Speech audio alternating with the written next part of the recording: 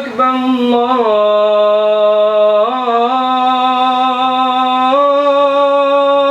الله أكبر. أشهد أن لا إله إلا الله.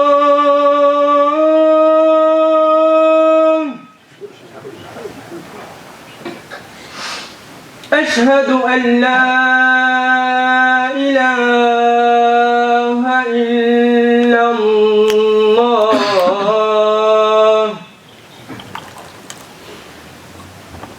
أشهد أن محمدًا رسول الله.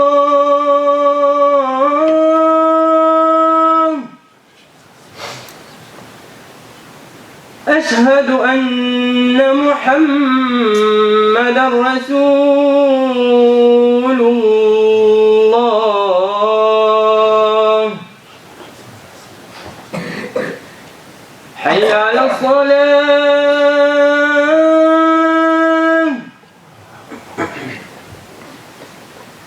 حي على الصلاة.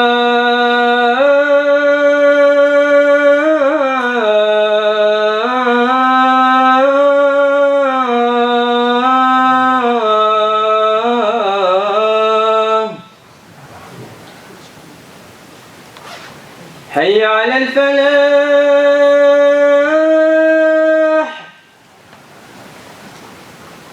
حي على الفلاح.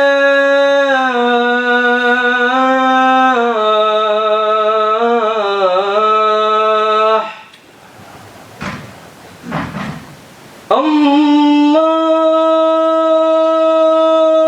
أكبر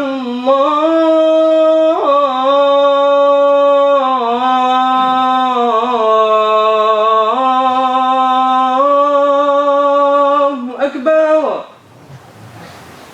لا إله إلا الله.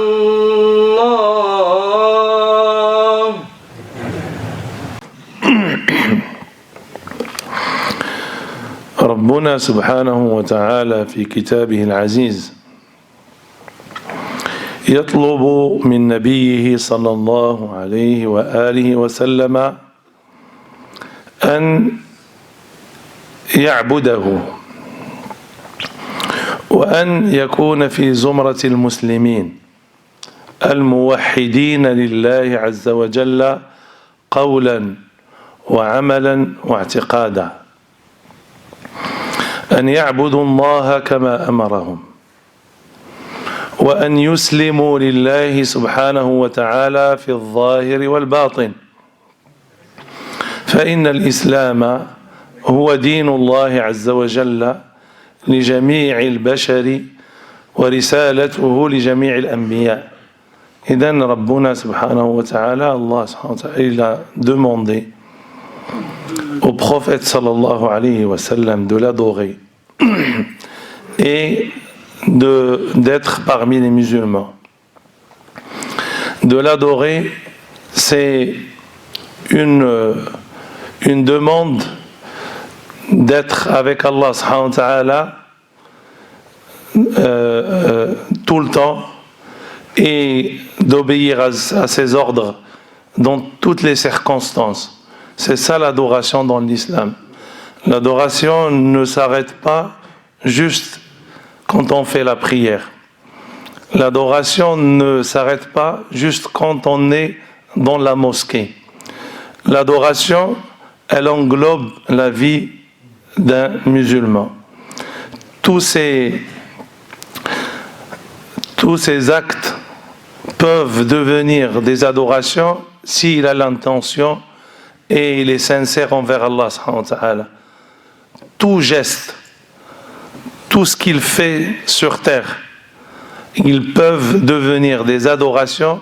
C'est lui sait comment les exploiter et les rendre bénéfiques et tirer des hasanats. Idan, ces adorations demandées par Allah subhanahu wa ta'ala à son prophète ne peuvent être acceptées, ne peuvent être bénéfiques si ce n'est s'il n'y a pas une foi solide. Et c'est ça la soumission à Allah subhanahu wa ta'ala. Ça veut dire que le musulman, c'est un adorateur avec ses membres ainsi qu'avec son cœur. Ça veut dire qu'il est toujours en relation avec Allah subhanahu wa ta'ala. Le seul problème qu'on a, c'est que Allah subhanahu wa ta'ala, il nous a montré, il nous a fait comprendre que quand on est dans le travail de ce bas monde, quand on est en train de faire notre rôle sur cette terre, c'est de la peupler, c'est de la construire, c'est d'être des réformateurs, et tout ça c'est bien. On a renversé la tendance. Comment on a fait? On a fait en sorte que le travail est devenu vraiment l'adoration principale dans notre vie. حقيقة العمل هو عبادة ولكن ماشي هو كل العبادة ماشي هو كل العبادة هو جزء من العبادة. كيفاش جزء من العبادة؟ إذا كان الإنسان عنده واحد النية باش يعمل ينفع البلاد اللي هو عايش فيها، ينفع وليداته بالحلال ويكفيهم من الحرام، ينفع النفس ديالو ويكرمها ويجعل يعني تكون عنده كرامة بحيث لا يعني يمد يده إلى الناس، لا يطلب من الناس، لا يعني يتكفف الناس ويكون عالة عليهم. إذا كان هذا هو منظوره، هذه هي طريقته، فسيؤجر بإذن الله. Si cette personne travaille pour avoir cette dignité de ne pas tendre la main, pour ne pas demander que ce travail soit bénéfique pour soi, pour le pays dont il vit, c'est très bien. Il se peut qu'Allah subhanahu wa ta'ala lui donne des récompenses. Mais si cette personne vit pour le travail, pense dans le travail, il a peur de son patron plus que Allah subhanahu wa ta'ala. Il a peur dans son intérieur, sa foi est bouleversée si il ressent que son poste il a une chance de le perdre. Sa foi bouge. Je ne pense pas que cette situation rend le travail une adoration. Au contraire. فإذن الله سبحانه وتعالى لما طلب من النبي صلى الله عليه وسلم جوج الحوايج: العبادة والاستسلام. إنما أمرت أن أعبد رب هذه البلدة الذي حرمها وله كل شيء وأمرت أن أكون من المسلمين. إذن هادو جوج حوايج كيتعلقوا بالعبادة، كيتعلقوا بالنبي صلى الله عليه وسلم، كيتعلقوا بالأمة ديالو. وأن أتلو القرآن. طيب، تلاوة القرآن هي عبادة. تلاوة القرآن هي من الاستسلام لله سبحانه وتعالى. On sait tous que la récitation du Coran, elle fait partie de la foi. C'est une adoration.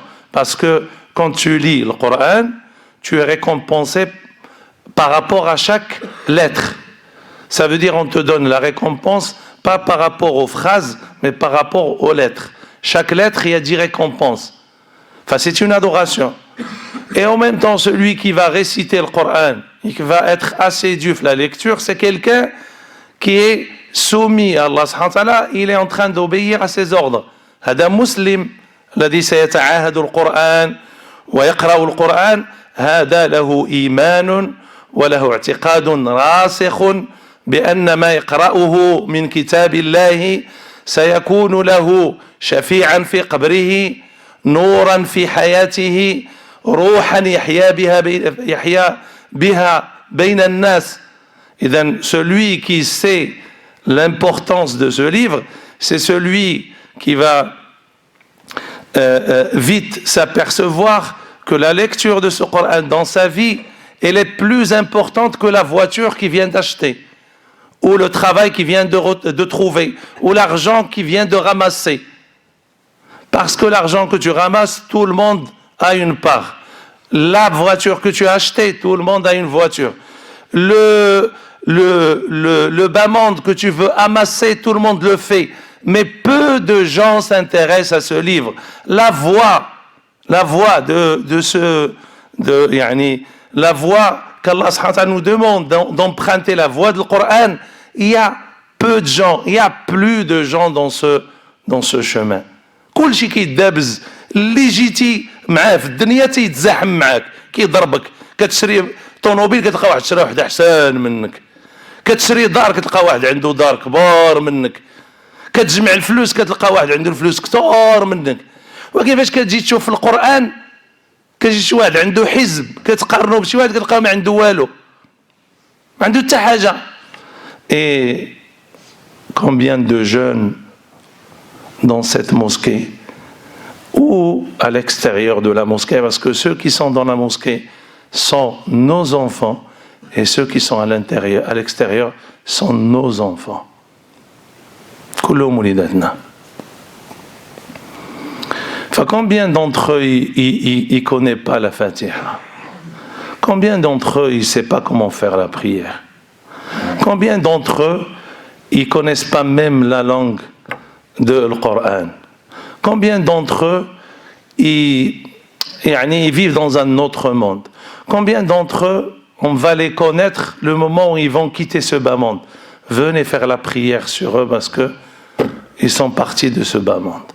شحال من واحد من وليداتنا ما كيعرفش حتى الفاتحه 20 عام 18 عام وحنا كان عندنا مشروع في هذا المسجد انه ما يمكنش يكون في مدينتنا ولد من الاولاد المسلمين ما يكونش كيعرف الفاتحه.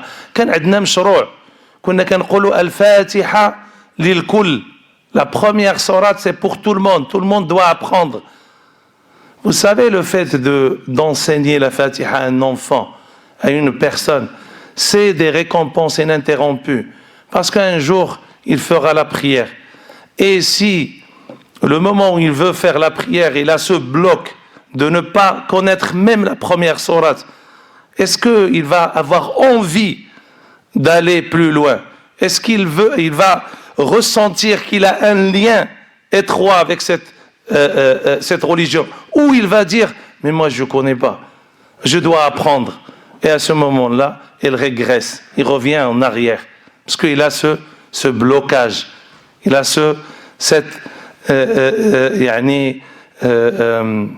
cet obstacle qui l'empêche d'aller vers Allah subhanahu wa ta'ala.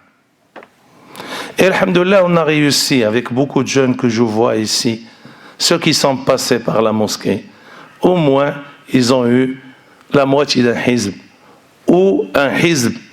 Et alhamdoulilah, le moment où ils veulent, où ils ressentent le besoin de revenir vers la base, vers l'origine, vers Allah subhanahu wa ta'ala, au moins ils retrouveront ça dans leur mémoire, parce que la mémoire restera toujours. C'est pour ça qu'on vous demande d'enseigner à vos enfants, de les faire comprendre l'importance de cette enceinte, l'importance d'apprendre dès le jeune âge, l'importance pour la génération. Quand on voit un jeune maintenant qui fait l'adhan, vous savez, ça nous fait, on est fiers. C'est dit, voilà, un jeune de 14 ans, alhamdoulilah. Mais il faut voir d'un autre point de vue. C'est que nous, on est en train de partir. Quand vous voyez des jeunes comme ça, sachez que on est en train de décliner. حنا كنمشيو شي ولاد كيكبروا بانك انت تساليتي الاولاد ينسخوننا مشينا حنا جينيراسيون جديده جايه واللي ما عندوش هذا التفكير هذا لا ادري. ونحن نقول علينا بتربيه هذه الاجيال. On doit enseigner à ces enfants, on doit leur permettre de venir dans une enceinte dans un endroit où ils doivent apprendre leur religion. Parce que demain, ils vont ouvrir une maison, une famille. Qu'est-ce qu'ils vont enseigner à cette famille? اش غادي يعلم الولد ما قاري ما فاهم ما عارف ما عرفش اللي يدوا لي منها من اللي صرا وغادي يربي الوليدات كيش غيربيهم ماشي يقول لهم اجي نكمي انا وياكم اجي نقمر انا وياكم شنو يعلمهم كاش كي va leur enseigner. Et un enfant de 15 ans, 17 ans, on était nous aussi. On avait 16 et 17 ans. Et si on n'apprend pas, si on n'a pas ce sentiment, si on n'est pas vraiment convaincu, on ne sera jamais et on n'aura jamais un résultat. Parce que celui qui donne des résultats, c'est celui qui est convaincu. Un message, il a un message. Et si les parents, ceux qui ont censé aimer leur enfant, ceux qui veulent le bien pour leur enfant, s'ils ne sont pas là, c'est qui va faire le travail? On ne vient pas à la mosquée pour apprendre. On ne vient pas à la mosquée pour se renseigner. On ne vient pas dans des endroits. On a un seul endroit sur terre où on peut parler comme ça. Est-ce que dans un café, on va parler comme ça? Dans un marché, on va parler comme ça? Comment on peut diffuser ces messages si ce n'est dans cette enceinte qu'Allah subhanahu wa ta'ala nous a préparé? Allah subhanahu wa ta'ala an yaj'alna wa iyyakum mimman yastami'una al-qawla fayattabi'una ahsanahu wastaghfiruhu innahu al-ghafurur rahim.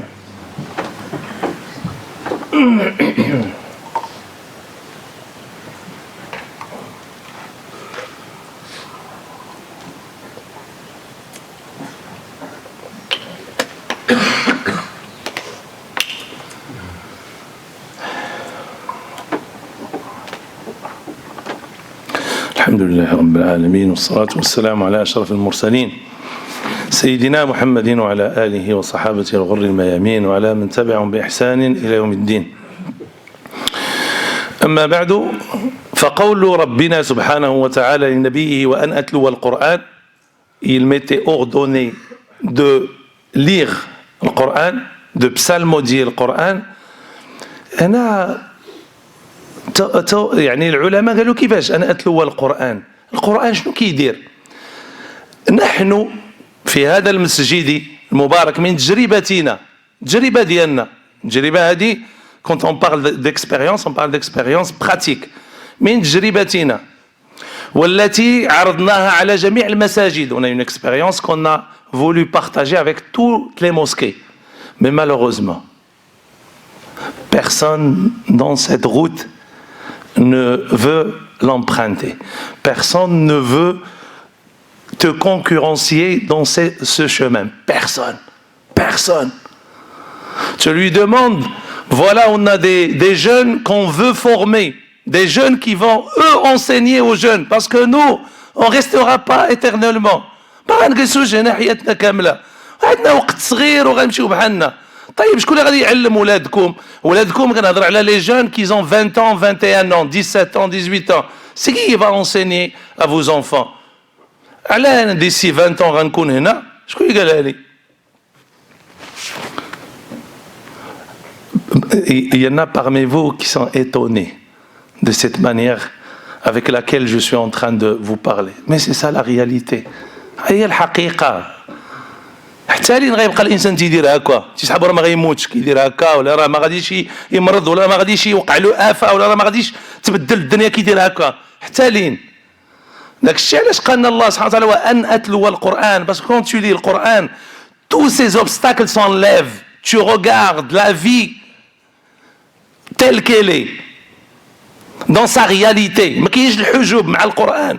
كيقول لك انظروا كيف كان عاقبة الذين من قبلكم أولم يسيروا في الأرض فينظروا كيف كان عاقبة الذين من قبل كانوا أكثر منهم قوة وأشد آثارا في الأرض. ناس كانوا قبل منا. شوفوا فتلك بيوتهم خاوية بما ظلموا وتلك مساكنهم لم تسكن من بعدهم إلا قليلا وكنا نحن الوارثين. ربي هو اللي كيورث كل شيء. اللي كيقرا القرآن كيعرف بأنه من دابا دقيقة يقدر يرحل من هذه الدنيا. Celui qui a une relation avec le Coran, il sait que dans n'importe quel moment, il peut quitter ce bas monde. Il est prêt. D'après l'expérience qu'on voulait partager avec les autres mosquées, et malheureusement, quand on leur dit, voilà, on a un projet de faire une quête, ramasser une somme d'argent avec laquelle on va former des jeunes qui se portent volontaires. Ils ont envie d'apprendre. Et pour essayer de c'est nous qui vont s'occuper du financement, du côté financier de leurs études. Eux, ils n'ont rien à faire, apprendre. Et nous, on va payer pour eux. Et on va faire une quête dans une Jumu'ah. Imaginez le retour. Jamais ils ont fait une quête. Nous, on l'a fait 2-3 fois. Jamais une mosquée n'a fait. Jamais un président n'a fait juste l'annonce pour les gens. يعني طيب انا ما باغيش نقول الناس عافاك اللي بغى يعاون واحد الوليدات بغينا نقريوهم فوالا لا اللي بغى يعطي اللي ما بغاش يعطي لا حتى هذه ما كايناش وتصوروا انتم ايماجيني انا شحال كاين من واحد من المسلمين باغي يعطي طيب حتى اللي ما باغيش يعطي يدعي معانا يقول يا ربي سهل عليهم واللي ما كيبغيش يعطي كيجيب الله اللي يعطي بلاصه 50 الناس. هو سي عبد الكريم عاد دابا تيقول لي واحد الدكتور ما ساكنش معنا هنا كل سنه كيصيفط لنا 500 اورو تيلقاها واش كيلقاها في بواطو لتر 500 اورو يعني شحال من واحد مشارك 5 ولا ما شحال كاين واحد كيجيب الله. كاين في الناس اللي هنا يقدر يعطي 1000 ولا 2000 ولكن mon rôle c'est de lui dire voilà le travail, voilà le besoin. Si vous voulez qu'Allah subhanahu wa ta'ala, vous n'avez pas la capacité de faire une sadaqa jariya, peut-être l'enfant n'est pas sur le droit chemin, peut-être vous n'avez pas la capacité de produire une science qu'il restera éternellement, mais vous avez cette voie de donner, d'être derrière quelqu'un qui veut aller dans ce sens. Alhamdulillah, on a essayé, on n'a pas pu faire beaucoup, envoyer beaucoup de gens pour apprendre, mais on a envoyé 1 ou 2. Al-Aql, on n'a pas pu envoyer beaucoup, mais on essaye. Alors que les mosquées autour de nous, 5 mosquées, leur manque 5 imams. Et ces imams, on les attend qu'ils descendent du ciel. Vous savez, ils vont descendre du ciel. Des grands mosquées, ils ont un grand budget, des centaines de milliers d'euros. Et quand tu leur dis, on doit investir ça, la formation d'un imam, ils te disent, non, faites-le et envoyez-le pour qu'il soit imam chez nous. Comme cette mosquée a fait pour l'imam qui a à Sainte-Livrade. Quand tu leur demandes de faire, non. Mais ils peuvent profiter. Au contraire, s'ils profitent, c'est tous ces gens-là qui ont participé à la formation de cet imam. Il restera ça éternellement collé. Il restera une fierté. Je بغيتي من الدنيا. بغيتي من الدنيا. Il a نجا مجموعه نتاع الدراري كيقريهم القران يقريهم يعلمهم شي حاجه ما تنجيهم يوم القيامه. وان اتلو القران. اذا le fait d'enseigner la lecture du Coran, le fait de tisser le lien avec ce livre, il a un résultat qu'on voit avec nos propres yeux. On voit l'effet de le Coran même avec sa lecture. Avec ceux qui le lisent, mais ils ne le comprennent pas. Mais il a une influence. Le Coran, il a une influence. Et vous voyez avec tout ce qui se passe maintenant en Palestine, vous voyez beaucoup de gens embrassent l'islam parce qu'ils sont en train de découvrir ce livre, même s'ils ne connaissent pas la langue. Et vous aussi, et chacun d'entre nous, quand il entend le Coran en train d'être lit, et il sait, il ressent qu'il y a quelque chose d'étrange, et il ressent que la parole d'Allah subhanahu wa ta'ala a une influence très, très énorme sur son cœur et sur sa vie.